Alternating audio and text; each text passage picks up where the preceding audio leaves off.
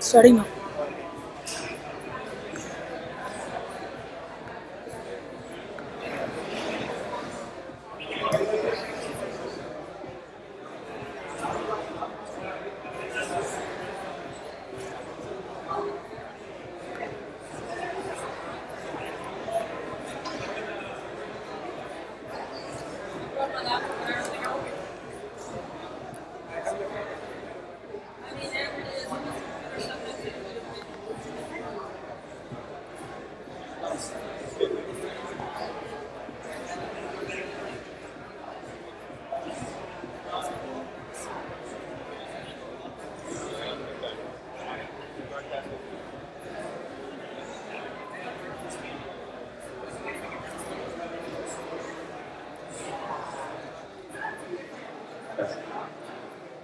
Hello, everyone. We're going to start. Can you grab some food, drink, and take a seat, please? Thank you.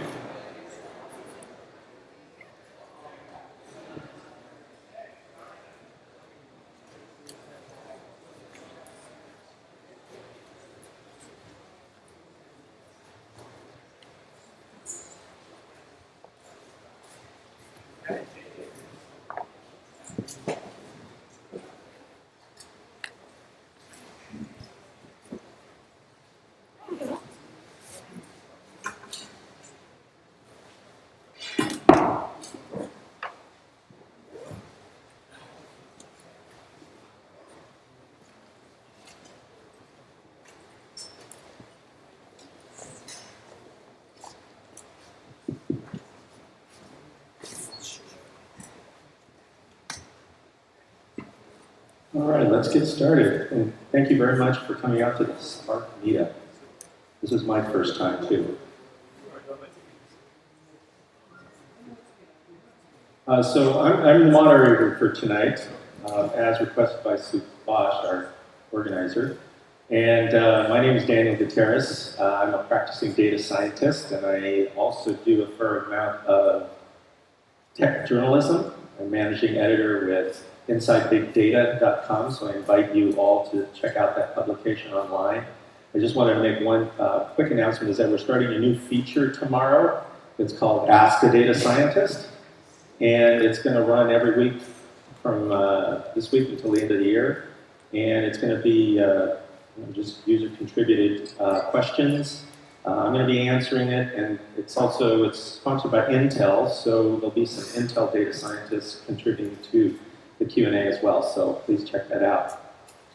Subhash wanted me to remind everybody there's a big data meetup coming on October 3rd and 6th. 6th and 9th, I'm sorry, 6th and 9th. Okay. So be sure to monitor the meetup for that, and hope you'll be able to attend. We'll also invite cross campus Becky to come in, give you a few words about this great organization here. Thank you. Hi guys, I'm Becky from Cross Campus. Thank you guys for being here tonight. Welcome.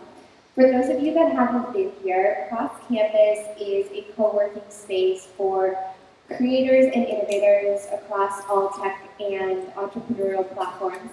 And we're happy to have you here tonight and as part of our community. And we are also excited to announce we are just launching our new community in Pasadena. So as a group that spans all of LA, for those of you on the east side, you're not going to have to come all the way over here for long. We're hoping that we will bring the party to Pasadena occasionally as well. So please check us out over there if that's your hood. If this is your hood, check us out here, visit us for more events, and thank you, Subhash, for organizing such a wonderful recurring event and this new user group. It's the first time you guys have been here. And thank you to our panelists and moderator for being here tonight.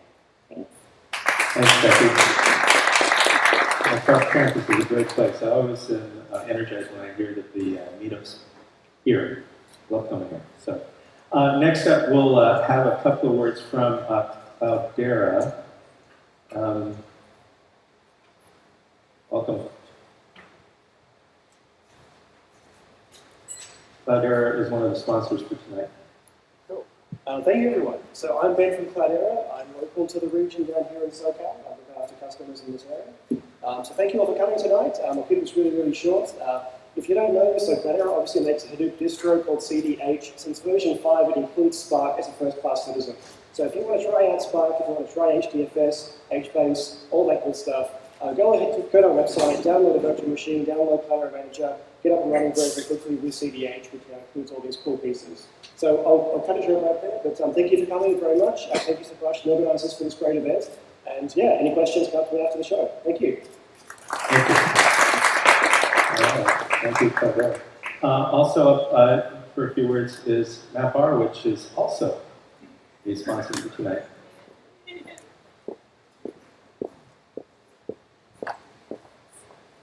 Hi, I'm Heather Atkins with MapR. I am also local to Southern California. I'm actually based in San Diego. Took me a little longer to get here than planned, but I guess I should expect that.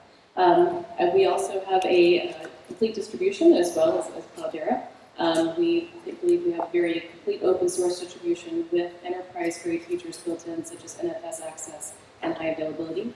I'll also be happy to answer any questions after the talk. Thank you.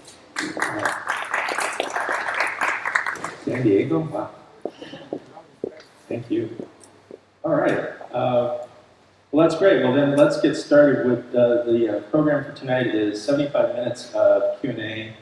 I have questions, they have answers, and then we'll have 15 minutes at the end for some questions from all of you. So let me describe the panelists here. Let's start with Sandy Riza. Sandy is a data scientist at Cloudera. He recently led Cloudera's Spark development and still contributes actively to the project. Prior to Spark, he worked on MapReduce and Yarn and is a member of the Hadoop Project Management Committee. So, welcome, Sandy.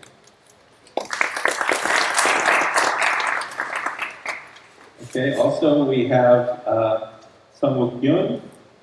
He is a data scientist at MapR. Before joining MapR, Sungwook worked as an architect for 7 networks. He also worked as a research scientist at Xerox Park, where he worked on projects for both DARPA and Xerox. So, welcome. And finally, we have Gautam Muralmadar. Gautam currently works as a senior data scientist at Pivotal, where he helps customers derive actionable insights from big data by solving machine learning challenges using state-of-the-art analytics, infrastructure, and tools from the Pivotal stack. Welcome. Okay, so welcome panelists. Let's start with some questions about Spark in general, and we'll get some more detailed questions towards the end. So the way this will work is every panelist will have a chance to respond to the question. We'll just sort of go round robin for each one. So first question is, briefly describe what Apache Spark is all about, in your opinion. So to me, Apache Spark represents an engine which lets you perform computing in a very efficient manner, especially for problems that are typically batch-based, such as those you encounter in large-scale machine learning or iterative machine learning, when you have a number of iterations going on, you have to converge to a solution. Apache Spark gives you a framework to solve such problems. Sandy? Cool, yeah, so we see Spark as sort of the next generation distributed computation engine for all sorts of use cases. Coming from MapReduce, which is this engine that's really good at scaling up to huge amounts of data, and trying to extend that in these ways that MapReduce wasn't particularly flexible, being able to store in-memory data, being able to have arbitrary pipelines, being more data science friendly in terms of interactivity. In this sort of long lineage of distributed processing frameworks, they're all sort of striving towards this goal of being able to write distributed programs in a way that sort of feels like you're writing a non-distributed program, and Spark is sort of the farthest we've got along that spectrum at this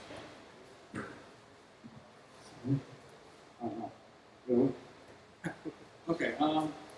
Spark is a really cool next generation MapReduce kind of engine. If you have programmed in MapReduce in Java, the complexity involved with MapReduce to write some job drawing, and you write something on Spark, the simplicity is just non-comparable. You probably could have done similar thing with, for example, Pip or Hive, or kind of Impala too, right? But Spark gives you more flexibility at the higher level, and performance, in our experience, is pretty good. It is not overall the best, but it gives you really smooth programming and fast interaction. It kind of gives you, particularly data scientists, really good handle on big data management. So as you know, 90% of data science work is really data management.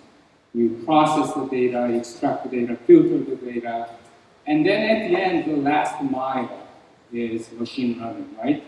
So in the 90% processing, Spark gives you probably one of the better options in Hadoop compared to others. Yeah, that's great. Yeah, that's a sort of high-level questions for people that may not be familiar with exactly what Spark provides. But the next question is sort of similar in nature, pretty high level. Is how are companies leveraging Apache Spark from what you've seen? Well, yeah, I'm going to talk about from Pivotal's perspective how we view Apache Spark. So Pivotal already has a very strong big data suite where our data fabric comprises of a massively parallel database called the Greenfield database. We have the Hadoop distribution that we offer, and we also offer like a SQL on Hadoop, which is one of the leading edge technologies over there. And we also have an in-memory distributed data grid in Gen 5. So we are looking at Apache Spark with a lot of interest because, as my co-panelists have mentioned, there are jobs that have traditionally been batch-based MapReduce jobs that can be now done very efficiently on Spark. And we are looking at Spark with a lot of interest, trying to see how Spark will fit into our framework so that, when we go to a customer, the customer has an option of using Spark to solve some of his or her, big data problems. I would say it's taking sort of a similar trajectory to what MapReduce took. It starts out with these sort of exotic use cases. For example, we've seen that, for whatever reason, I don't even really understand, a lot of our customers are interested in using Spark for financial risk calculations. And it's something that, for a variety of sort of particular reasons, the MapReduce framework isn't great at, and also doesn't fit super well into a SQL sort of context. And Spark's capabilities allow it to pick up. So yeah, I think we last panel we did a survey. We had like 50 of our customers using Spark for something or other, and it all seems to sort of be niche use cases. And as we progress, as Spark itself becomes more stable, we see it coming into the more mainstream, the more like typical business mission critical offensive use cases. Yeah, so we also see tremendous traction that Spark has gathered among customers. Now their interest is mostly about curiosity at this point. So how Spark works, why Spark is better.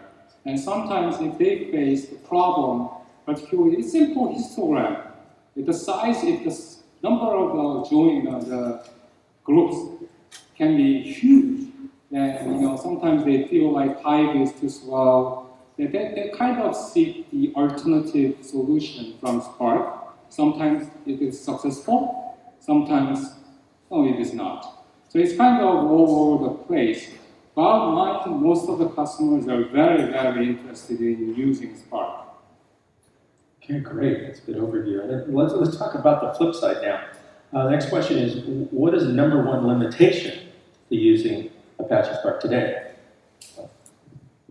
So again, I think in my mind, Spark is a great technology in that it offers an ecosystem to do different kinds of analytics. You have Spark SQL, you can write very efficient batch-based jobs. you could marry real-time processing with batch-based processing, Lambda architecture and things like that. But it is still a maturing technology.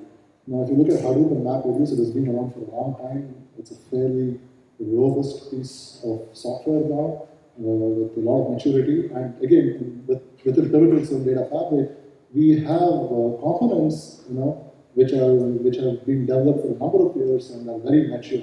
So when we develop these models, say in Spark, it's great, but ultimately we don't want these models to end up in PowerPoints and die in PowerPoints. We want companies to take these models, deploy it in production, and operationalize on these models. And I still need, from my perspective, I need to see how this will all play out in Spark and how many more companies go that route, because we already have other technologies in the marketplace that let you do that. And that is one of, in my opinion, a major limitation, because it's still a mature technology, but it is going to catch up. Pretty sure. What do you think, Sam?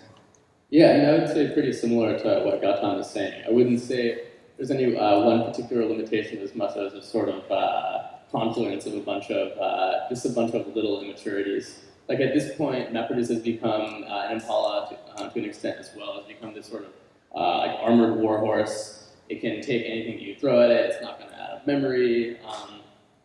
There are sort of best practices codified for how to deal with it. Spark is still at this stage in its development when there aren't best practices. It's not debuggable. It'll sometimes fail on you. So I'd say the main limitation to adoption is just that it requires a sort of skilled practitioner to be involved with. I think there are two things going on. First is it's basically a new system. So the best practice of setting the parameter right, how to set the memory, how to set the class path, these kinds of basic questions are constantly popping up and need to address to run the cluster smoothly. And if you pass that aspect, what happens is then Spark also has a lot of parameters and practice that it's really not that obvious by looking at the documentation. So we have to ask sometimes to Databricks guys how to set up, why we have 1 terabyte memory and why it is not using all of it. And we got some answer, things like that. So it's still kind of initial setup takes a little bit of effort is needed. The second is in language, Scala. I found many people are more familiar with Python. So somehow PySpark is kind of support is a bit weaker than Scala. And I found that many people using Scala is a tough hurdle to get over, depending on where are you from. Particularly if you are from Python world, then Python is not really reasonably functional. So if you don't have much functional background, then it gives you a little bit of brain stretching going around you learning Scala. So that's the second bottleneck for using Spark. Okay, that's great. Okay, the next question will let you get sort of personal about your individual company's solutions. So describe one thing that differentiates your solution in the big data industry. So as I was mentioning before, we already have a very strong data fabric comprising MPP databases, SQL and Hadoop, and an in-memory solution. We are also into the PaaS space with Pivotal Cloud Foundry being a major player there. And on top of that, we also have an agile application development team comprising of world-class developers and Pivotal labs that can help you build the right apps, and an agile data science team that I'm part of, which help, we work with our customers to basically help them solve big data machine learning problems. So with this, what has happened is we have the full 360 view of the big data cycle. We have the ability to store all the data that you generate. We have the ability to analyze anything that you want us to analyze, and essentially have the ability to build the right thing. So I'm going to talk, I think, a little bit more about Spark specifically. I would say Cloudera is really all in. We're investing in it. We basically see it as the next generation general computation engine. We believe in Impala as this specific computation engine because high-performance SQL, interactive SQL is so important, but we really think that everything else should be able to go on Spark. It's our belief that to really make customers successful with this kind of thing, you have to have in-house development, you have to have a lot of in-house expertise. So we actually have, I think I last counted, 6 active contributors working on Spark. It's one thing to be able to go through and talk to Databricks and ask them for a feature, but to be able to drive the roadmap and understand the deepest internals of what Spark is doing, we think that's really important. Okay, I guess this is a shameless promotion for MapR. So I'm going to be shamelessly promoting the company. So MapR has the really strong file system. It is proprietary, but without relying on a single name node, MapR provides the high availability and DR, data volume mirroring. So all these kinds of stuff that's mostly on storage business side is very straightforwardly available from MapR file system. So we provide MapR file system that's performing probably best among the Hadoop systems. So your data access is fast and reliable. One of the several nodes go down, no problem. If name node goes down, then HDFS is problem. MapR does not rely on single name node, so it can still function well. So those high availability is a really strong product position we have. And then we built on top of that MapR DB, that's advanced version of HBase, and provides you really good performance and providing the same data mirroring, data, DR, snapshotting, all functioning smoothly, flawlessly with the MapR file system backend. So MapR has a very, very unique data product in the market. I think you will find it very useful. Finally, because it's a shameless promotion moment, MapR also supports the NFS. I don't know how many of you guys have used NFS on HDFS. MapR FS supports NFS. If you are a data scientist guy, and you probably have worked with a lot of awk, SAT, quick data, summary statistics you want to get out of a trained file, you can easily do it on MapR. So as a data scientist, I found it really easy to work with some of the flat files without copying over and directly accessing the Hadoop file system from normal Unix file. So that's a big advantage. It wasn't too shameless. The next question, I think might start a flame war. And I love flame wars because I use R a lot. I monitor on LinkedIn where people discuss how R is better than SAS and vice versa, or R is better than Python and vice versa. It gets really heated. So this is another one. Apache Spark, is it better than Hadoop MapReduce?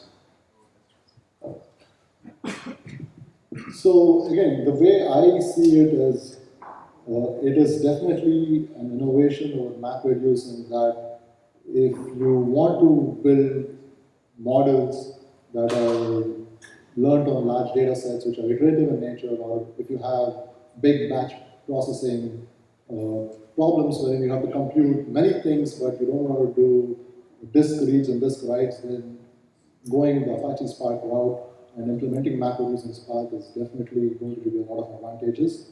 It is still not clear to me how Spark would scale with truly large data sets when there has to be, say, a disk spill out. Would the limiting case of Spark be MapReduce or Hadoop? That is still not clear to me, but I do see it as an improvement over MapReduce for many problems that we commonly encounter with our customers, when it comes to large-scale optimization or iterative machine learning, which is very normal these days. So yeah, the programming paradigm is pretty much a strict superset of MapReduce. Spark can do everything that MapReduce can do, plus much more. When it comes to the actual systems as they're implemented, as we talked about earlier, MapReduce is this armored warhorse. It's been around for, 8 years? which is crazy to think about. And Spark is still developing that sort of maturity. So I wouldn't tell you to take every MapReduce job that you have and convert it to a Spark job, but we do believe at Cloudera that in some number of years or months, Spark will replace MapReduce entirely as the general computation engine for Hadoop. Good fighting words. Okay. So, I don't have much to add. It's summarized very well from the Sandy and Malcolm that MapReduce has been there for 8 years, so it is mature. It doesn't really has any problem as long as you have enough. As long as there's the machines are alive, MapReduce finishes its job. Now, if you have already written really well-functioning MapReduce job in Java, there is no reason to move over to Spark yet, right? Because it works well, the mighty rule. Spark shines when I think there's a gaining momentum, and you have a little bit of if the data is very ill formatted, you need to write input format classes in Java to split in MapReduce, and it's a lot of work to get started. The Spark, what it gives you is that you can easily get over those limitations that MapReduce has in terms of has to define the split of the input, things like that. So it gives you really fast development cycle in Spark. So I don't know whether how future holds. In 5 years or 3 years, a lot of bright, smart people in Databricks are working hard for Spark. Soon, in time frame, it will get stabilized and performance will be there, and then no freezing in the back end. At that time, I don't know whether people will still stick with MapReduce or Spark, But the development side, I think Spark gives you a little bit, fast prototyping ability at this moment. I don't think that's going to go away. I don't know whether it can completely replace MapReduce. I don't know. okay, great observations. Thank you. Okay, let's take a step back and reflect for the benefit of people here that might not have played with Spark before. What are the best ways to implement Spark? What are some lessons learned that you may be familiar with? So at Pivotal, we have Spark that has been certified against our Hadoop distribution. We have Spark running on top of Yarn, and that was a fairly seamless effort. It did not involve any challenges. And as data scientists and with our engineering team, we have been looking at Spark over the last few months, trying to work on some of our actual use cases and trying to code the code that we might have developed using other languages to Spark or frameworks to Spark to see how it would translate. Right now, we haven't experienced anything out of the ordinary which would make us take a look at Spark and just wonder how we're going to come across that challenge. But we have to see how we have to, once we keep playing around with it. I think the answer is probably start slow. Spark has had a huge amount of hype recently, and it's great. But we have customers saying, like, can we use Spark to brush our teeth? Is Spark a replacement for HDFS? Is Spark a replacement for Microsoft Word? And there are a few things, or actually a bunch of things that Spark is really good at. So we sort of ask our customers to walk us through a bunch of the different use cases that they have. We pick out some that actually make sense for the platform, and then for the beginning, sort of handhold them, guide them through until they sort of gain the expertise that we've sort of developed in-house to work with Spark in a way that actually makes it complete and finished jobs.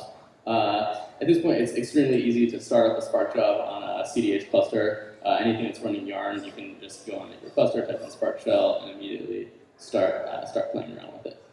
I just have to add to the customer who wanted to brush teeth with Spark. he probably has a point, each truth can be processed in an embarrassingly private fashion. That's a very good point.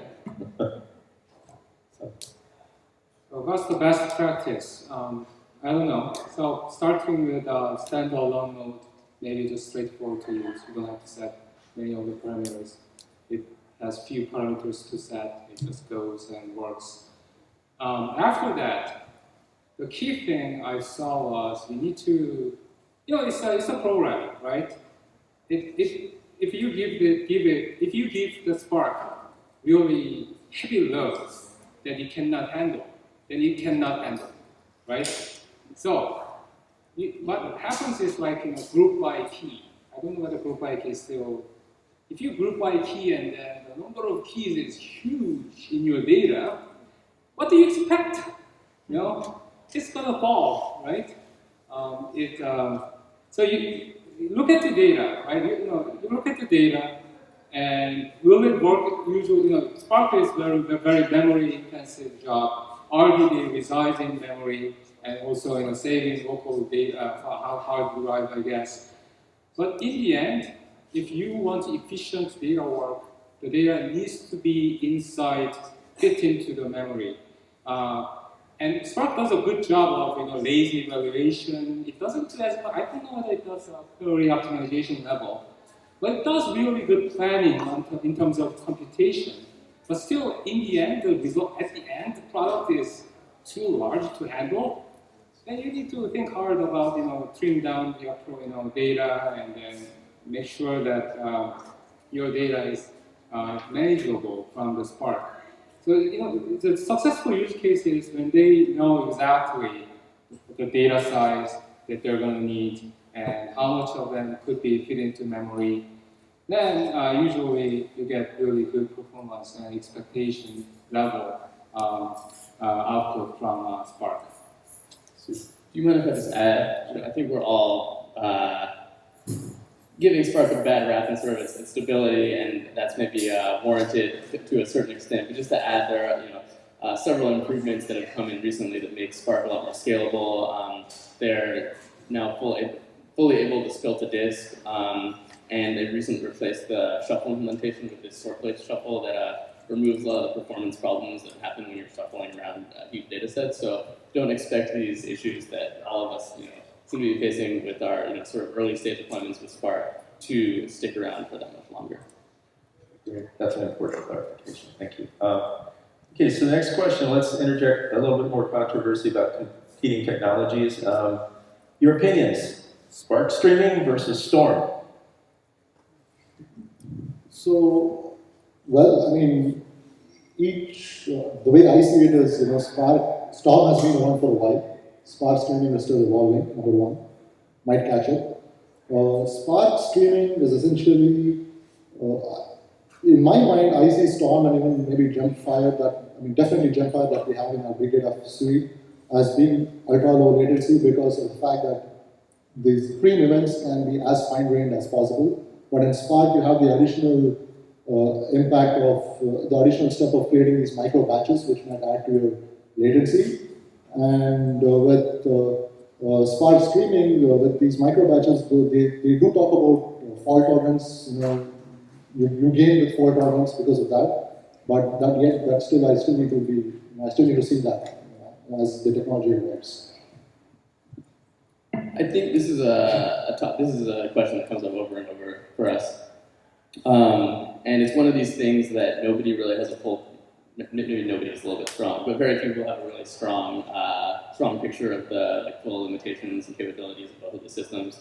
I certainly don't have a super deep knowledge of it, but the basic pitch for Spark streaming over Storm is that if you want to do extremely simple things like process record by record with Storm, you can get much faster performance than something like Spark streaming. But often systems like Flume, which ingest data into Hadoop, are better fits for these sort of really low latency record by record use cases. Where you care about a system like Spark streaming or Storm is when data is coming in and you want to process it real time, but you have sort of more advanced patterns, advanced pipes and workflows. You want to join data, you want to have a batch and do some sort of grouping, do some sessionization and aggregation. And in this case, what we like so much about Spark Streaming at Cloudera is that it's extremely easy to think about. We're going to be talking about this like Lambda architecture concept later, so I won't get into that too much. But the basic idea is you get to express your continuous computation in the same sort of manner that you would be able to express your batch computation, which is this really nice flow-based interface. So we think ultimately, there are a few kinks with Spark Streaming, but it's fully going to supersede most of the common storm use cases. Yeah, I think I agree mostly, not mostly all, I guess. The only thing I want to add is the case I saw from a customer, why they chose Spark Streaming over Storm, is that they kind of had built their backend with Spark. So they want to have a uniform architecture from real-time analysis to batch processing. So they just chose Spark Streaming because it gives you the straightforward integration from real-time to their backend server. I don't know how good that is, but it seems like the customer is pretty happy. So that's one thing that Spark Streaming is chosen over Storm. I also see a lot of customers are choosing the Storm based on they like the existing technology. So I don't think that very personally, right? Personally, I don't think the micro batching is any real different from real. Maybe it matters in financial industry, but I think there's not much of a problem in terms of Spark Streaming's weakness goes. I don't think that's a big weakness.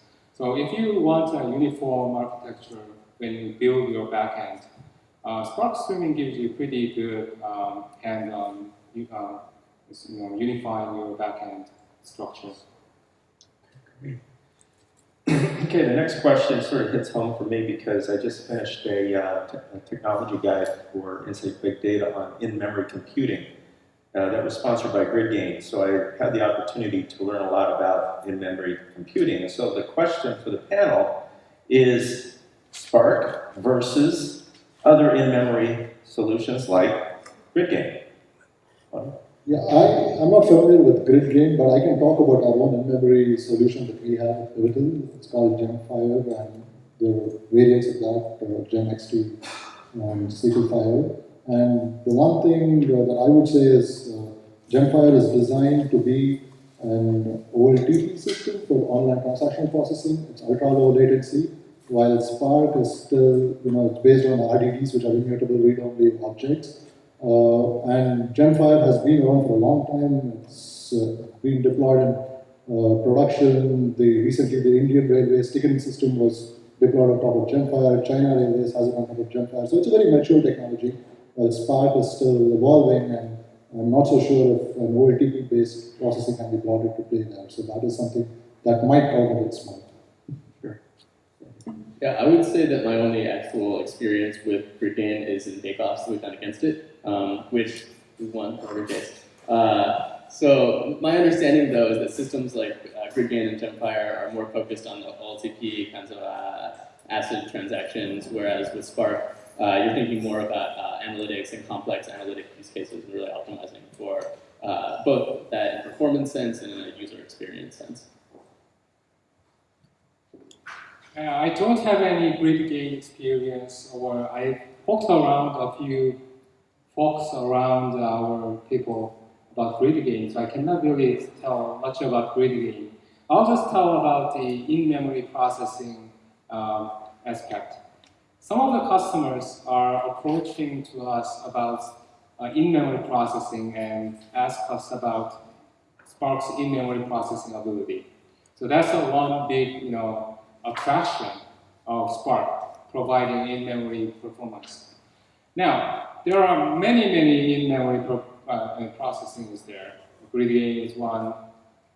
I think Flink is coming along.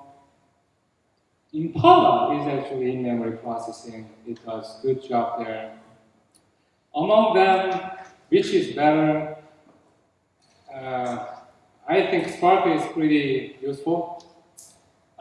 It doesn't mean every case for our testing. And HANA is there for SAP. So there are a lot of memory needs out there. So it's mostly whether you have enough, you have need for in-memory processing for is production ready? That's another thing you need to ask yourself. And you need to go with the other route. Spark has a good position in in-memory processing, and that's what we observed. All right. So Spark is pretty new. Let's talk about something even newer. So next question pertains to comparing Spark versus other open source solutions such as Apache Flink, which is currently in incubator status. What do you think about those? Yeah, that's actually interesting. That when I first saw that, it seems like this is like a moving target. Yeah. What are you optimizing against, right? Spark, you have Flink, and maybe a few days down the line, people will say, Flink is the new Spark. I might have this panel discussing about Flink. So, yeah, again, very early stage, definitely some potential there with Flink in terms of, query optimization type strategies under the hood, could go in a big way. But even Spark is still an evolving technology, so we don't know where it's going to lead us. Yeah, if you look at the two, it's crazy how similar Spark and Flink are, down to like the programming model. They both have Scala APIs. I guess Flink came out of Stratosphere, which is this academic project in Germany. My take on it is that there's always going to be a feature that Flink has that Spark doesn't have. For example, it has that cool query optimization stuff, and there's always going to be Spark features that Flink doesn't have. My feeling is that it's better if we can all sort of standardize on one of these, and as Spark has more traction, it'll be annoying if every programmer who wants to be dealing with large amounts of data has to know the Spark APIs and the Flink APIs, which looks very similar but have a few different aspects. So I personally would love us all to standardize on Spark and give it whatever features it's missing. It's interesting too, many of the developments are coming around to SQL. Spark has SQL, Spark SQL. Flink is basically, as far as I can read, it has query optimization all over. And MapR has open source project for Drill, which is SQL for anything. So it's interesting that this supposed to be simple query language, SQL is coming around, and still people demand, and it's like, we want to use SQL on Spark, and then there's a Spark SQL, and there's a drill that's for SQL. So it's very interesting to see how the inertia that industry has around the SQL actually changes the direction of some of these new technologies. So it's interesting to see. Which are going to dominate? I don't know. Well, but, as far as I can see, Spark has so much traction, so it's going to be there. One of the interesting things I heard from Spark, I can be wrong from Databricks guys, is that some people use Spark in such a wrong way. They rather use Spark SQL that on the line they can optimize better for them, right? So that's kind of interesting. I think I've heard from Databricks. Great. Okay, so developers really have very personal relationships with the programming languages they use, and big data developers are different than that. So the next question has to do with Scala versus Java. Okay, what do you think about that? I'm fairly agnostic to the choice of the programming language. I have been a Java developer for many years, and I see the transition to Scala a little awkward on occasions. But I do like the fact that you have this, an interpreter or shell with which you can type statements out and see, especially within the Spark framework, see the processing in action. For a Java, you need to go through the overhead of compiling the entire file, the source code, build the class, set the class paths accordingly, then have your Java runtime point to the right class paths to run your code eventually. So all that I think could be made a little easier by going the Scala route. You can have this Python-like feel to it, writing your code. Yeah, pretty similar. I think the core sort of audience for a framework like Spark is data scientists. And with MapReduce, that was a very loose fit. You look at the canonical MapReduce word count program that requires like 3 different Java files and like 80 lines of code or something. And with Spark, we can do it in 3. This of course changes a little bit with that Java 8 has lambdas, which makes there's a central task that you want to be able to do with the framework like this, which is write a function and then be able to pass that function down to execute on the cluster. So with lambdas, you can do this a little bit better, but it's not just that one capability. There's 2 sort of origin stories that I hear about Spark. The first one is just that these grad students wanted an example app for Mesos.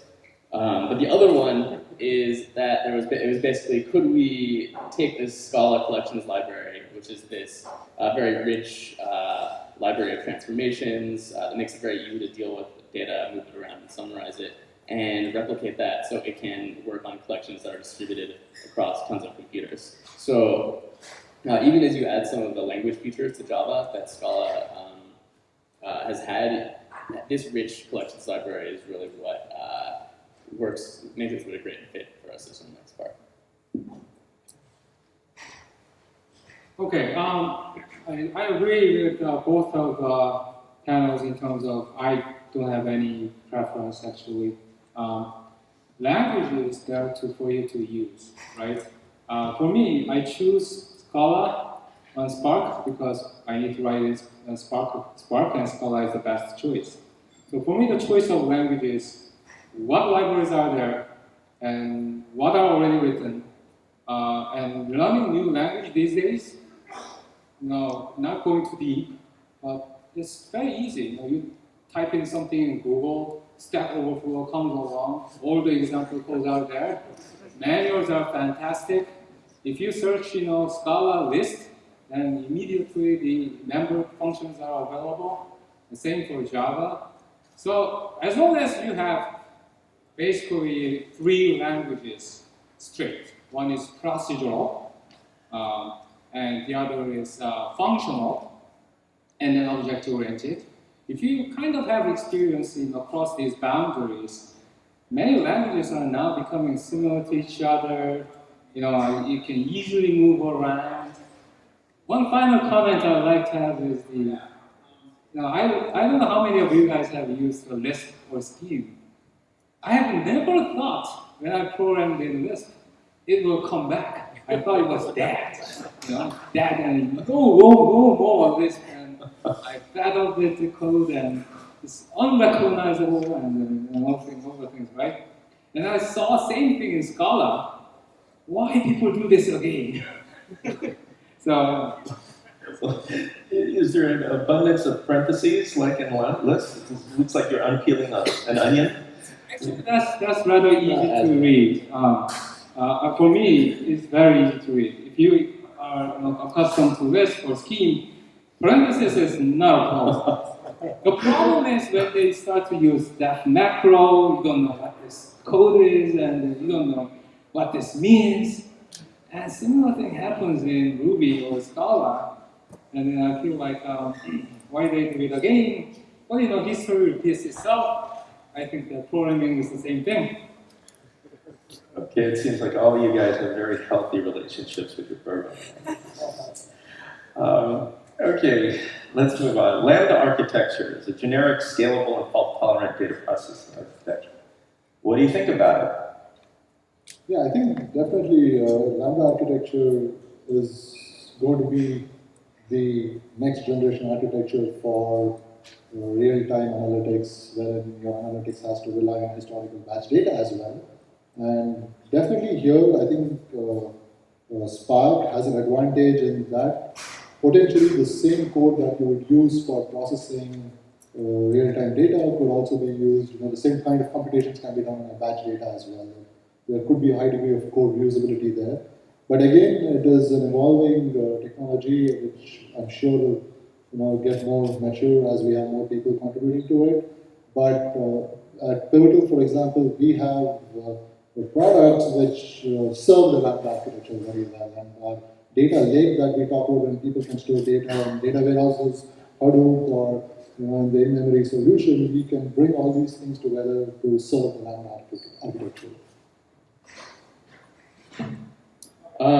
So just to step back a little bit, when we talk about the Lambda architecture, what we mean is we want to be able to bring in tons of data, look at it, and we also want to be able to look at it fast. As soon as data comes in, we want to be able to immediately perform whatever batch processing we've been doing on it, and have this sort of real-time speed layer views. There are sort of 4 capabilities that enable this. You want your storage system to be able to process tons of data and store tons of data. You want it to be able to be updated in real time, and then you want your processing layer to be able to do both of these things as well. Process tons of data and process small amounts of data really fast. Of course, Spark has this promise of being able to solve this really well. It has basically the same computation model that you can apply to huge batch data sets. You recompute your views over your entire data, and then you can use that with Spark Streaming to transform data continuously as it comes in and provide this sort of up-to-date view. Once we can make this really easy to use, it'll be really awesome. We're still at the point where we go into a customer and they're like, all right, we want to do this Lambda architecture. We have these 7 different layers, and it's like, okay, but so how long? Do you actually care if data comes in? Faster than every 10 minutes? They're like, no, but it would be really cool if we could do this. So I sort of caution against that term because the buzziness sort of draws people towards things they don't necessarily need. But it is really important for a few use cases, and Spark does have this promise of being able to deliver on it in ways that previous systems have not. Yeah, Lambda architecture, I think I agree both with Gautam and Sandy that yes, I saw the same thing from customers. Particularly, there's a need. Customer wants real client processing and also some kind of batch processing. They need both. But when I talk to them, so how fast do you want? It's like 1 hour. Then do you need a fast speed layer for 1 hour? So that kind of goes back. So sometimes you kind of figure discussing with the customer doesn't need Lambda architecture, just batch layer. But the thing is that some of the customers really need it, particularly if you are in a threat intelligence area, they really need fast reaction to potential malware and then breach. So there are cases sometimes they need, but some of the fraud detection kind of thing from insurance fraud, they don't need second response. They need hour or day delay. There's not much of a problem. So you need to figure out what your need is, and bottom line, I found there is a tremendous interest among customers in Lambda architecture. That's great. Well, let's do another technology comparison. So you have on one side Apache Mesos Cluster Manager, and you have Spark on Yarn. What do you think of the differences? So at Pivotal, we have deployed Spark on Yarn, and we have tested that out in Hadoop distribution. It works fine. I am not the most qualified to comment on Yarn versus Mesos, so I'm going to pass it to my co-panelists, but we are happy with Spark on Yarn. And as a data scientist, I don't think it matters to me whether it's Spark on Yarn or Mesos as long as I have access to Spark to solve my machine learning problems.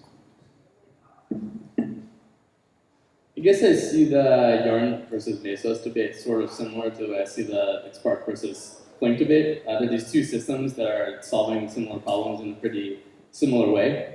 I think when it comes to Yarn and Mesos, it's a little bit less clear-cut, right? Flink is this sort of upstart, and Spark has most of the weight, whereas Mesos had a lot of traction at the beginning, and then as the Hadoop vendors came in and sort of standardized on Yarn, it's gotten pushed out of Hadoop a little bit, but become more useful in a few different use cases. Like, for example, companies are more likely to host web servers on Mesos, but the same companies, even ones that use Mesos pretty extensively, will actually do their data-intensive computation on Yarn. So, I mean, at Cloudera, we pretty much standardized on Yarn. We tell our customers to run Spark on Yarn, and that works great for them. There's a couple features that we're missing over what Spark can do on Mesos, but we're working to remedy that. Great. Sorry. Yeah, not much to add, except that, just agreeing with Sandy more that Yarn is getting really more traction from our customers' interest. And MapR recently released 4.01 as Yarn. The performance is, sort of mixed up. The Yarn does not perform always better, but it's the same as Cloudera. I think it's my personal opinion. I haven't got my product and marketing back my these comments. My personal opinion, I think Yarn is getting more better more market share than Mapreduce. Super. Okay, the next question sort of hits home for me as a practicing data scientist who uses machine learning all the time.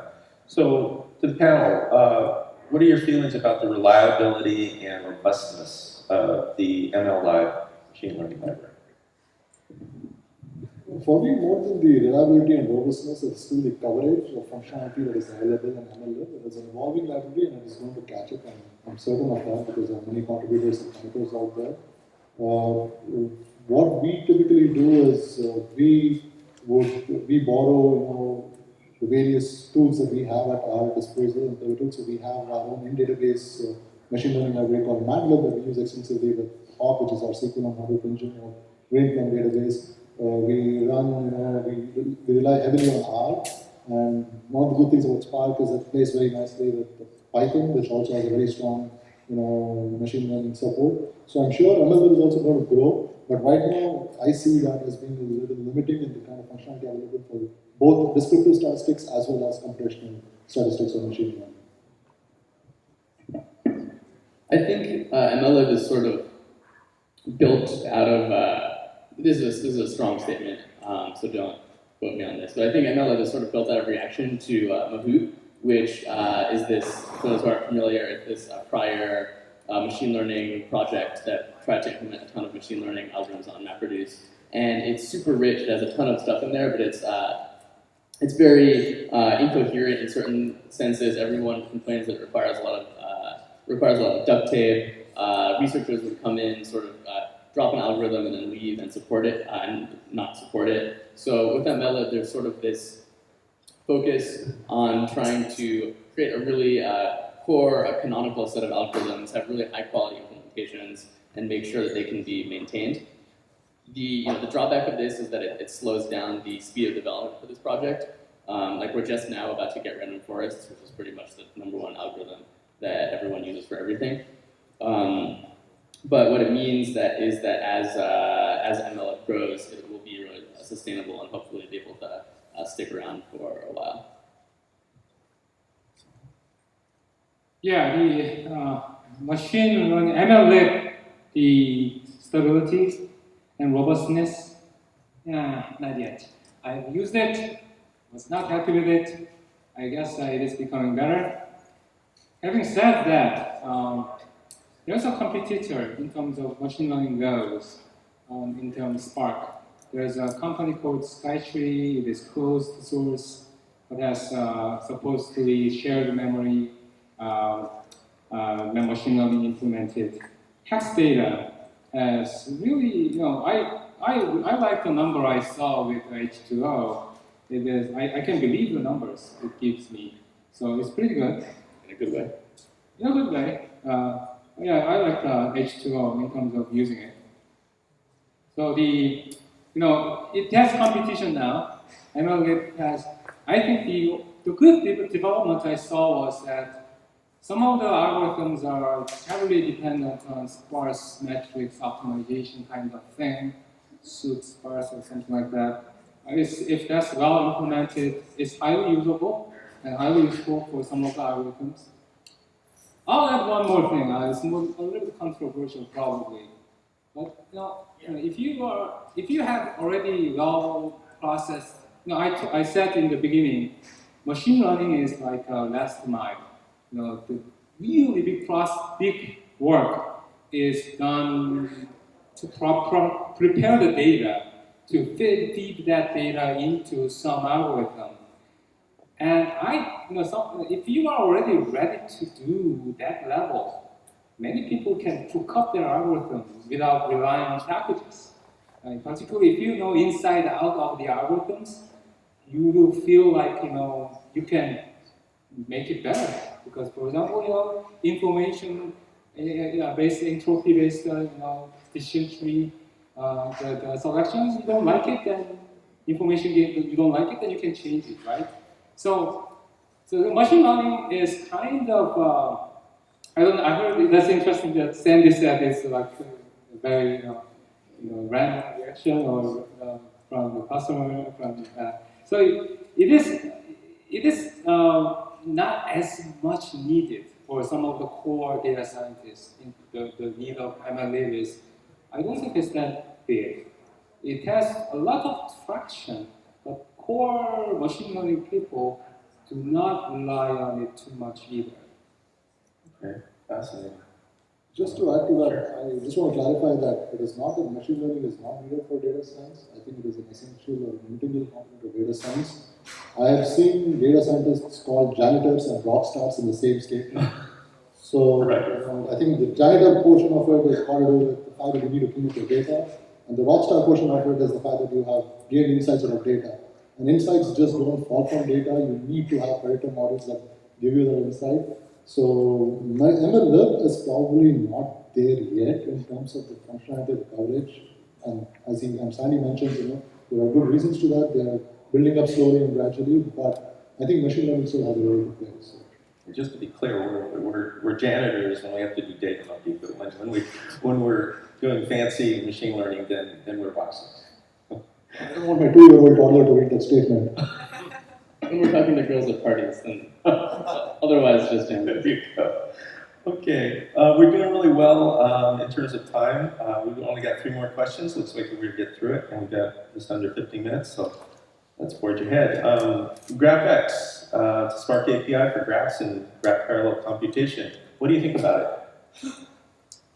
I haven't used GraphX yet personally myself. We have support for GraphLab within Berkeley, and GraphLab has been around for a while, and I think it can do pretty much the same things that GraphX does. But again, GraphX is within the Spark ecosystem, so I would be interested in seeing how that evolves as well. Right? Yeah, I mean, we talk about machine learning being overhead. Graph algorithms, really, the number of use cases that they are actually necessary for so small compared to all the really awesome research problems that lie in graph processing frameworks. So it's always disappointing for me when a customer thinks they need to use GraphX, and then we look at their problem and they should be using logistic regression. In terms of actually the framework itself, I played around with it a little bit. It's pretty cool. I like the model. The sort of core nice thing about it is the idea that you can use the single engine. If you're used to debugging why your nodes are failing when you're running a big machine learning algorithm, you can use sort of the same knowledge to understand why your GraphX pipeline is failing. Just to add to Sandy's point here, there are graph algorithms that come into play in a variety of contexts, and he's probably right in that sometimes customers come to you with this vision that they want to use a graph-based algorithm. You could express it in a different way, but then if you look at problems in say recommender systems, some of the good recommender systems out there are essentially based on graphical models, and we have seen that as well in our own work, wherein we delivered to a major fashion retailer hierarchical Bayesian model, which was essentially a graphical model for which we had to do dip sampling, and all this would probably benefit from something like GraphLab or GraphX, which has that inherently built into it. Sorry, just a tiny bit more time. I don't want to write it off too much. Like even though the use cases are rare, when they show up, they're often like mission critical and like extremely important. And viewing something in that way can offer enormous benefits. What do you think? The GraphX and GraphLab. GraphLab is another company in Washington, I guess, Seattle. Okay, Graph. I didn't use it, but I looked at the use cases, and it kind of reminds me of message passing algorithm, if you are familiar with it, and value iteration in MDP. So it kind of you can do it with GraphX. So you can the API is built around to do message passing and value iteration. So having said that, how useful is it? The question of graph is, if it is really highly connected, you cannot easily partition the graph efficiently to multiple nodes so that you get parallel processing power. So knowing the structure where you can divide and conquer well on graph, if you have it, use it. But in many cases, the graph structures are sometimes you don't know. Some of the cases, you have to build a graph from the start, and you don't know how the connectivity is going to look like, how many circles are there, things like that. So, to use it well, the bottom line is you need to know the structure of the graph, particularly if it is partitionable and there's not much intercommunication between nodes. Then it can be very useful. Great. Okay, next question. The panel's going to have to deep to answer this. What's the best compression algorithm for Apache Spark? I think I would have to pass on this. I don't have much insights into that. Yeah, I mean, internally they just switched the default from Snappy to from LZF to Snappy. So I'd say probably go with that. I think they did some benchmarking and it turned out a little better. Probably a good reason. Right. All right, simple. So, Yeah, I don't know much either. Benchmarking is all over the place. Snappy gives you least compression, best speed. I heard that RC, is that format? That's not compression, right? Yeah, that's just format. Compression-wise, I heard some good things about ggzip. I don't know. It depends on the use cases. I heard RC plus ggzip really provided some company big performance boost. It depends on your use cases. If you don't need much compression, fast data access, Snappy probably is a choice. If you have enough time to compress a lot, go for ggzip, zip2. So it depends on your use cases. Great, that was a good answer. Okay, final question. What are your thoughts about big data exchange standards? Yeah, definitely that is something that I guess would play a role, especially when big data technologies are adopted in organizations wherein data is coming from multiple sources.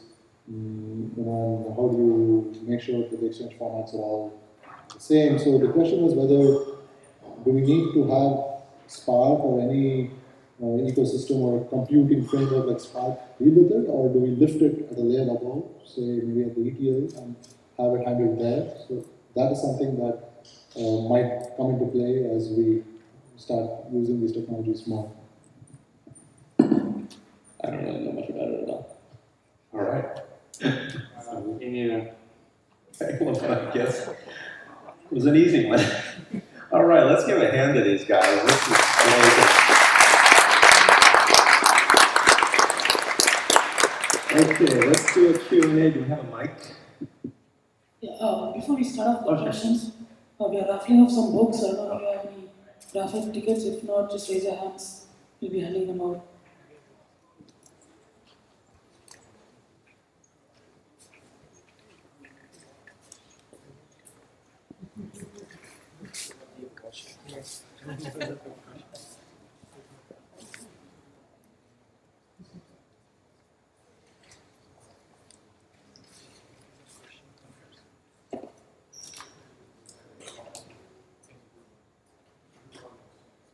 Let's get some last minute submissions here.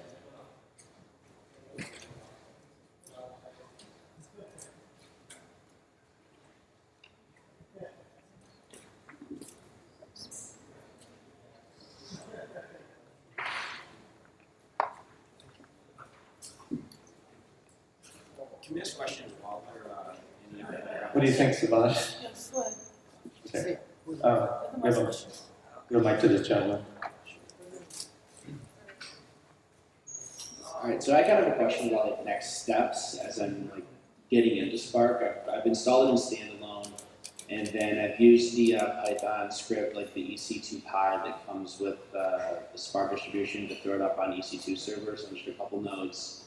And then gone through some simple tutorials where they basically throw in a lot of the Wikipedia data and then do some queries on that I think UC Berkeley's data camp had for that. What's a good next step after I've kind of done those initial phases to get more comfortable with Spark? Knowing some more like the runtime settings that you were alluding to earlier as far as the different parameters that you have to set for the environment. What are like some good next steps after I've gone through like the basic introduction stuff online for Spark? I would say, I would say push it and try to get it to fail. If it's working on the amount of data that you're working on, increase that amount of data until something doesn't work, and then try to work your way out of that trench, and then do it again and again, and you'll be like really good at Spark. Sounds good. Other question? Another question. Oh, here's one. Okay. What do you think is the driving factor for selecting, let's say, Scala as the language that they develop Spark in, as opposed to having the option to write it in Python, which is a more, broadly desirable language to have this written for parent? I think I have to go back to what Sandy mentioned. Spark came out of an academic project at the AMP lab in Berkeley, and I think I agree with his observation that it was mainly driven by the fact that there was this rich collections library that was available in Scala, and as grad students, you want to defend your thesis within a certain time. I was one not too long ago, and I would have done that too if I were to be developing Spark. So I think that was the reason why Scala has been put in place, and Scala does offer some really good, functional programming constructs that you could leverage. Of course, as Sandy was mentioning in Java 8, that might change a little bit. But Python, Scala, and Java are all for languages that are natively supported within Spark. So I think it would be good if you use any of these three. To add to that, some people say it's crazy to build a distributed system like Hadoop in Java. It would be extremely crazy to build a distributed system like Hadoop in Python, for performance, for the amount of low-level access that you can get.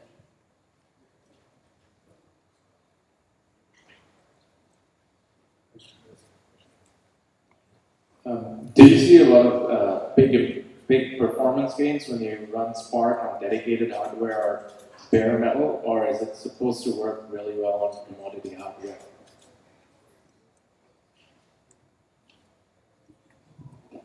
We haven't tested it out yet. We run it on commodity hardware, and I think it should do a job there. So. Yeah, I think that's. I mean, in general, we say running on bare metal is better than, let's say, running on EC2. Sometimes it doesn't matter. Sometimes it does a lot. I'm trying to think if there's any useful information on that. Dell now has this architecture, this big data appliance that's sort of has with Spark, and I think they have a bunch of numbers on why Spark runs really well on theirs, but I can't recall them. I'll just add briefly. When you look at those things, the key thing you will have to look at is the I/O. If you think there is going to be a lot of shuffling going on, you need to better use bare metal over the virtual environment.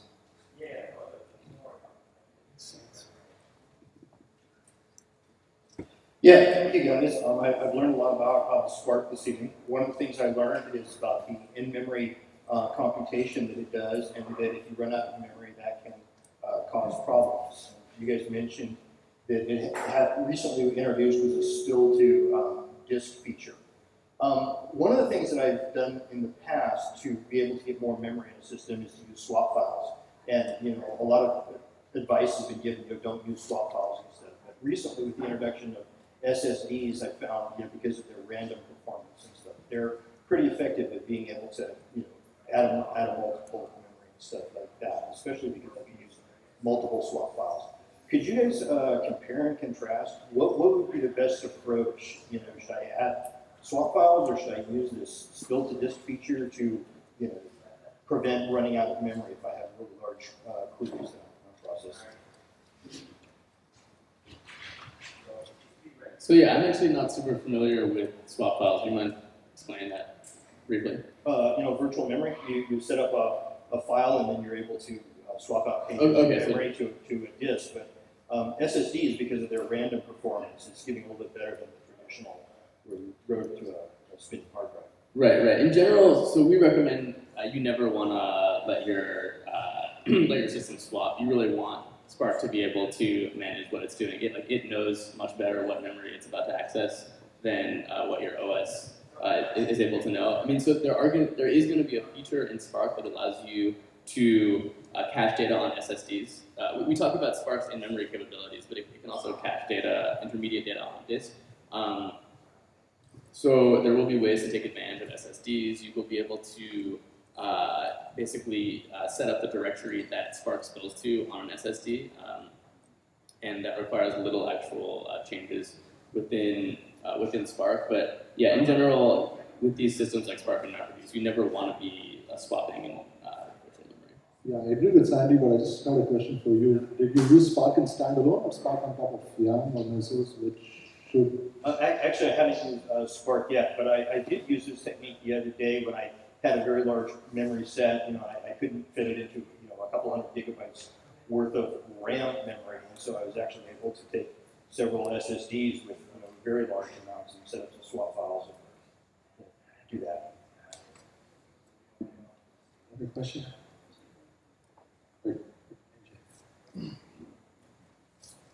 Yeah, I had a follow-up on the question about the Scala implementation. I assume that because Scala is an application, because it supports kind of automatic parallelization, isn't that why they used it?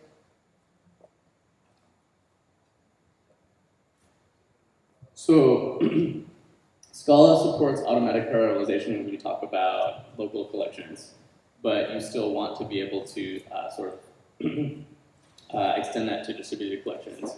Yeah, I mean, Scala does have this laziness paradigm, and Spark takes advantage of that and sort of uses the same paradigm for not computing anything in a distributed way before you need to do that.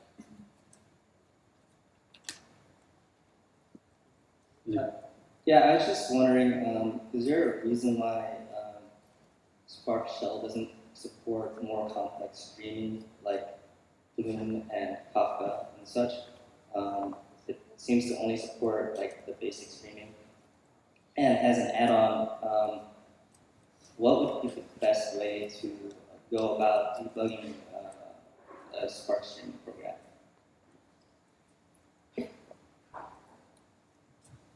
I actually didn't know that Spark Shell didn't support Spark streaming. I would have thought that it supports streaming, it doesn't support Flume or Kafka or more complex. Yeah, I'm not sure either. I was in the impression that you should be able to. I'm not sure.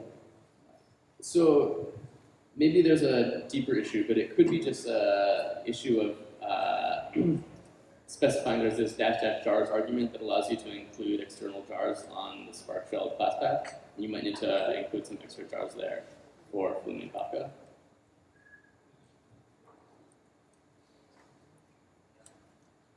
Any more questions?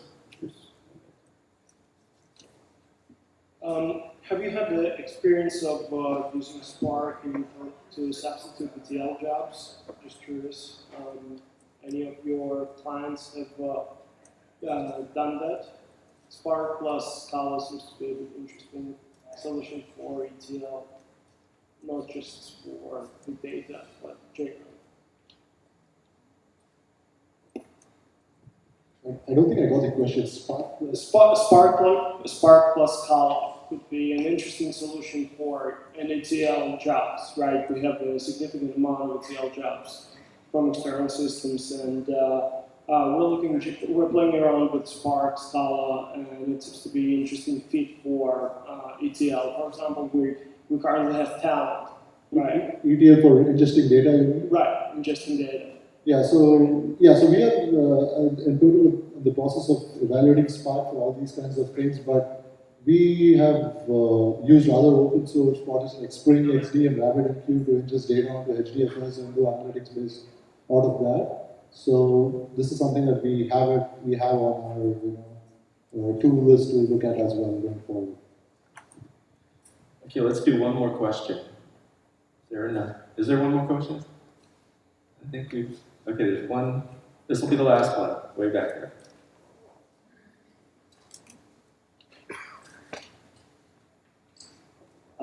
If any of you have had any experience playing with Samza, and if you could compare that to Spark.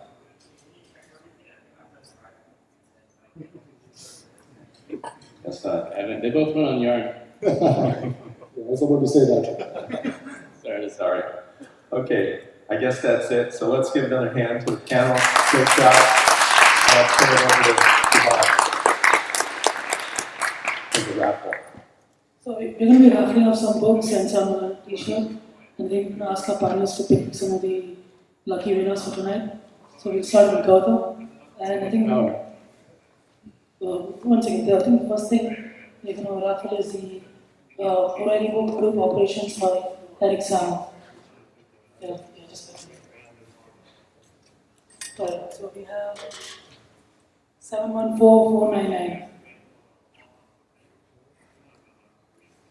714499. Anyone? Alright, let's pick another one.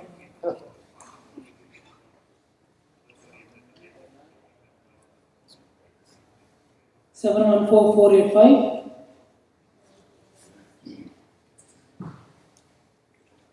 No one. Alright, let's go.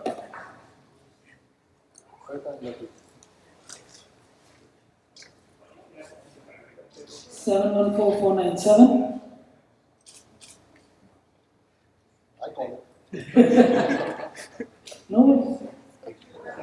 Maybe you have better luck. Yeah. 71442. Where did you get that? Nobody is there. It's okay. Keep going. Okay, let's try this. Okay, 714501. Oh, there's that. What is it? 501. Yeah.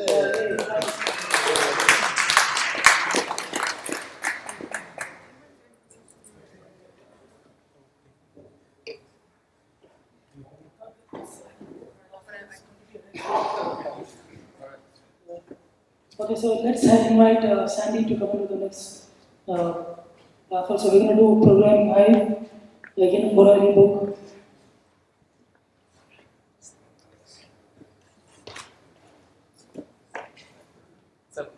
Seven one four four nine six. Anyone close to it?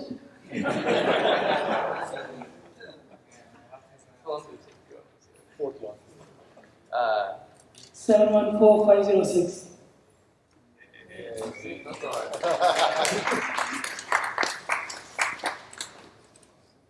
Alright, so next we can get some book. MapReduce design patterns. 714502.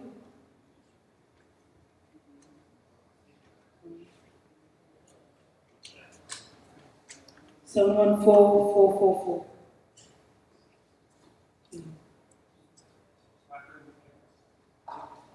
Seven one four four 888.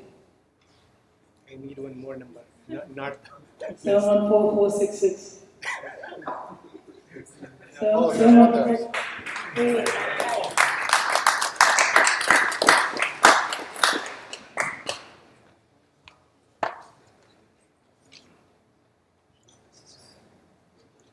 I think getting fed up of picking up raffles. I think you can change the way we do this. We're gonna have a panelist ask questions. Whoever answers it gets the next books. Sounds like fair. Let's start with Sandy. Awesome question from you. Oh man, how hard do we want to make it? What is the default compression algorithm used in Spark? What do I have to? I saw his hand first.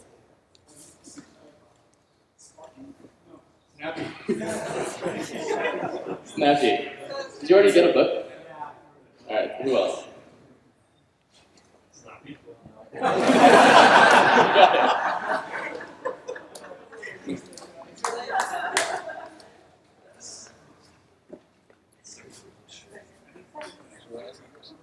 Yeah, go ahead.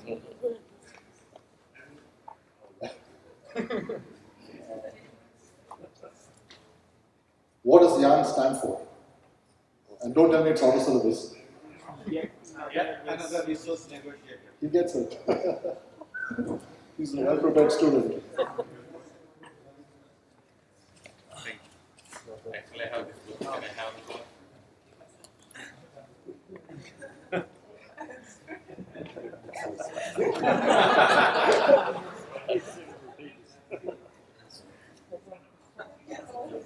Okay. Yeah. How long? Okay. What is the current MapR version? 0.98. Give it more.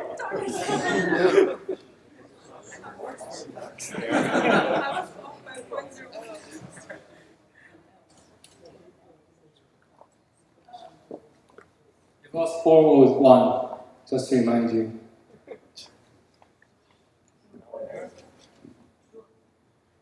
Okay, what does the GVM machine learning algorithm stand for? What are the initials stand for? GVM.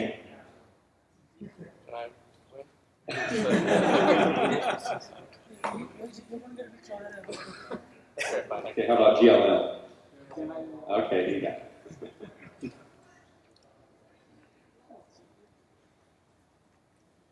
Gradient boosted machines.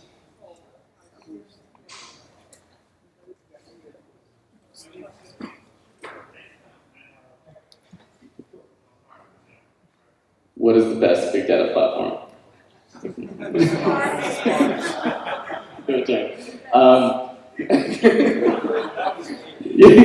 It's cool. You get a Cloudera and Apollo, so it fits you.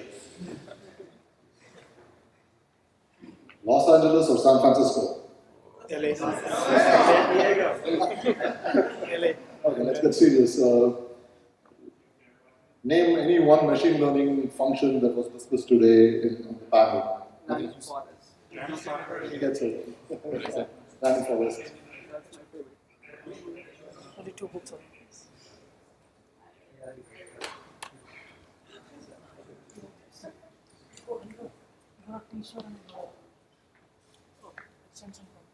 What is the MapR supported open source SQL engine project? Really? He has it. Drill. It was Drill, Apache Drill.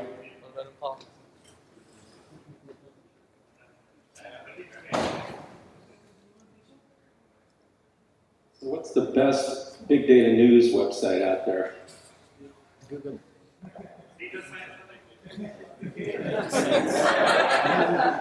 Oh, come on. Insight Big Data. What is it? Insight Big Data. There we go. That's man. Is that your winner?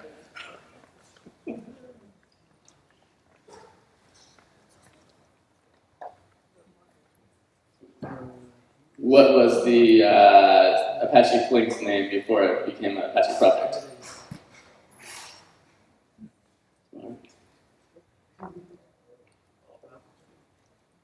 It was Stratosphere. You get the prize.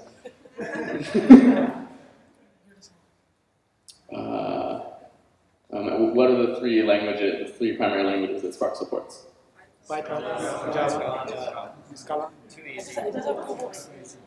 Python, Scala, I'm going to say the guy in the turquoise shirt got first. Right. Thank you. Python, Scala, and Java. In the correct order. Question. Oh, that's fine. Okay, so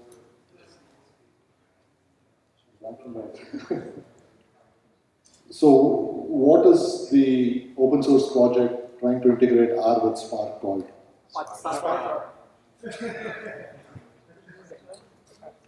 Who hasn't got a book?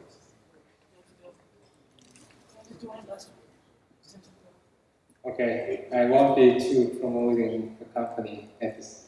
What is the company behind the Spark? You already got one. Okay.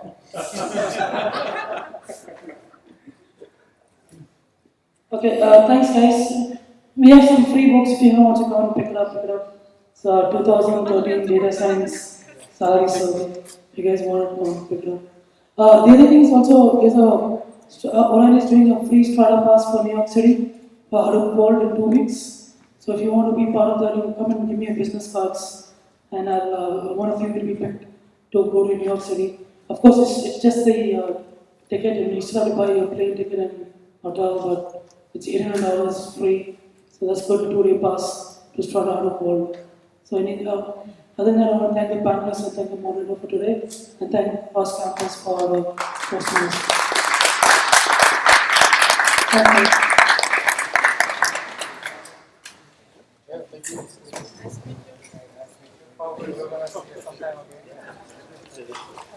Yeah. Thanks very much.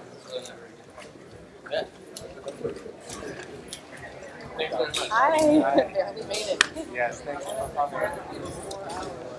Nobody. I know. Thank you. Very Coming. It was okay. Yes. Not bad. Okay. Look at us, huh? Yeah, it's coming. What is this? Yeah, I mean, I'm also my parents live here. Oh.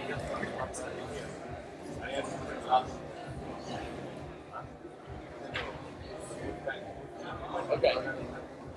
Oh, nice. Where do you work? Okay. Oh, nice. Yeah, my parents actually live here. I got to. Hey. Nice.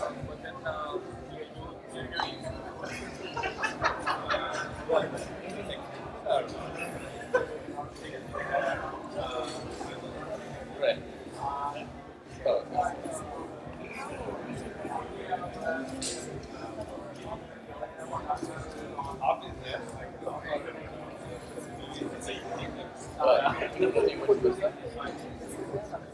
okay.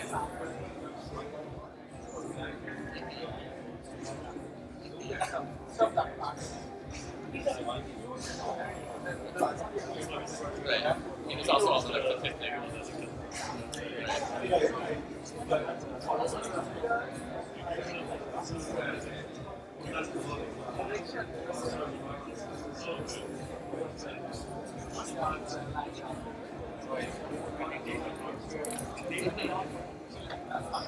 Right.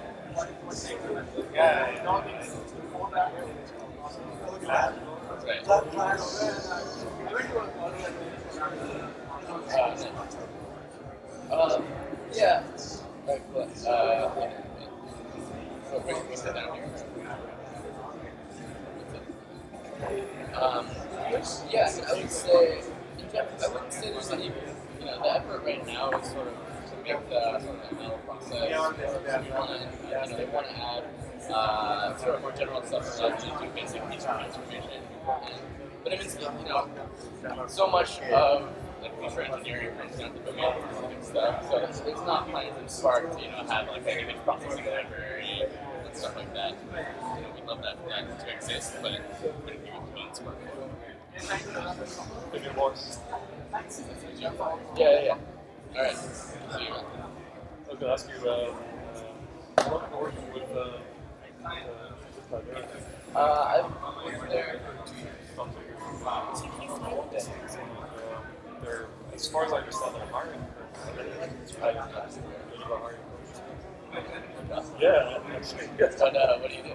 Well, I've done a little bit of data science, and I've done a lot of information systems and various lines. I worked on similar kinds of large scalability issues with some other startup companies. I actually have a sort of a patent in that area as well. Patent pending. May not have you can file patents. Right. So this may or may not actually turn at the end, but I'm not that concerned. Yeah, I've been in the industry for about 25 years. So Are you looking for like software engineering jobs? well, I noticed that they do outside consulting. Yeah. And I actually got a call from your HR for an interview. And I had to call back and set it up. They want to do like 2 phone interviews. So I'm not sure what they do or what they ask for. I don't have specific. It's for the something west. I think it's just outside consulting basically. Where you go on site. So it's probably like maybe 25% of travel or something like that. I imagine the rest of it is designing and working with the teams and setting up the teams and the architecture and everything, working with some of the algorithms, the right characterizations. So I presume there'll be a little bit of training over time. I'm trying to meet some. I don't think we expect them to come in. Right. I've been picking up the dude along the way, but I've been the opportunity to do some solutions.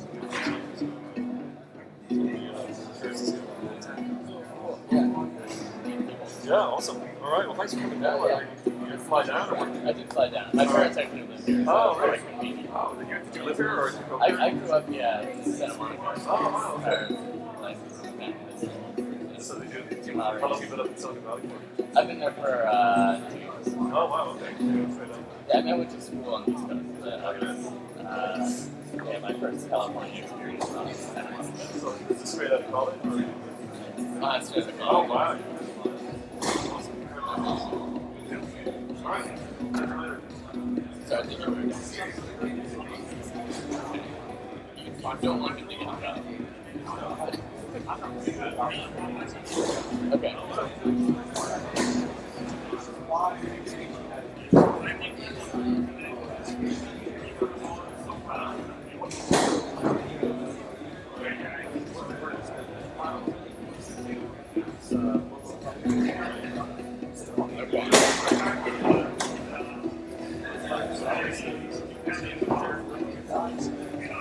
Have that kind of expertise.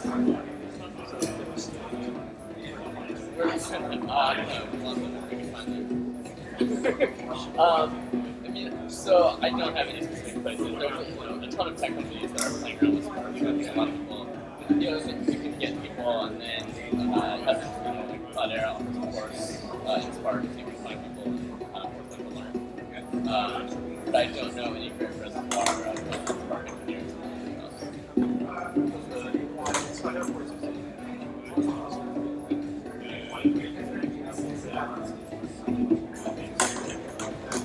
That's a good question. I'm not sure. If we could get that in, maybe that's what it is. So yeah, I'd be curious.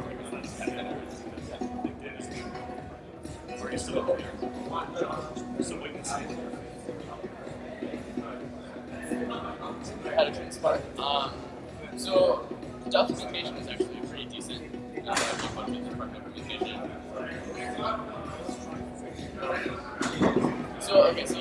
Aside from the Java doc, they have a whole page on on their website on their tuning Spark. They go pretty detailed into how you can set different JVM options to get better performance. I would start with that. This is the number one thing that I've just found for every customer of ours that's had problems with Spark is just up the number of partitions. People always run into problems when they're trying to shuffle huge amounts of data, and it's usually with, you're trying to do aggregation and trying to store a bunch of stuff in memory, and cause all these GC issues. So up the number of partitions and just see if that comes out. So when is Spark 1.1?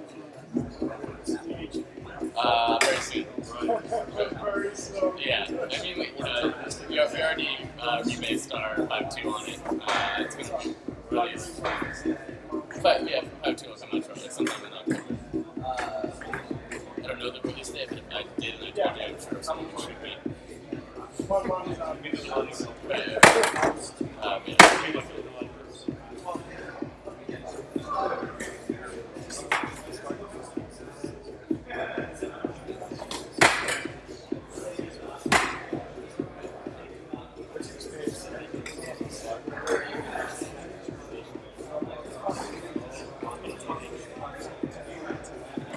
Yeah, I don't think I know of any specific what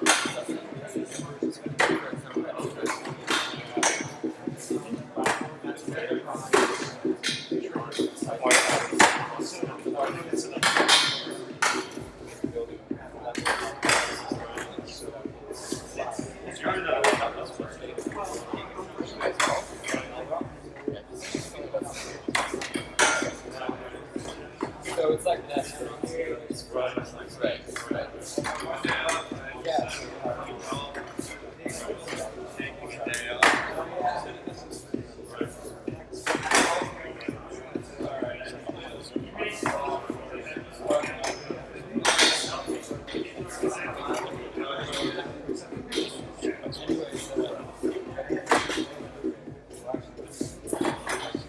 Last time I was there in our society, it's one of the 3 years ago.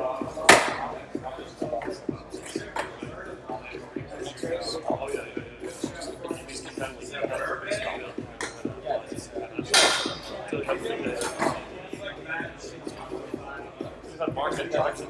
It's like, it's not touching. Stop talking. Because I'm not making any money. I don't think they even care. Yeah, I mean, they would rather just blow through it all right now. But I mean, yeah, I think have somebody manage it. They'll get more money.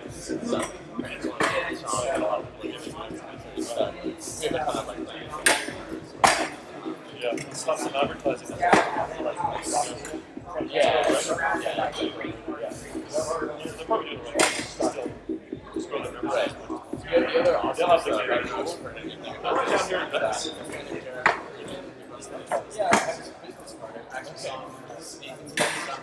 It's exactly how I'm trying to see how it works. So that's right.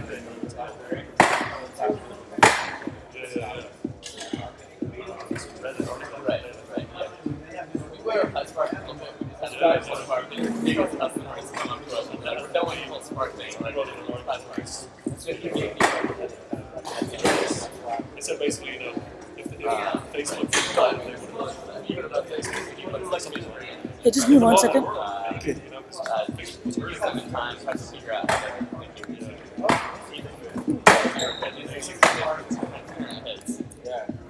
to duplicate that success. So yeah,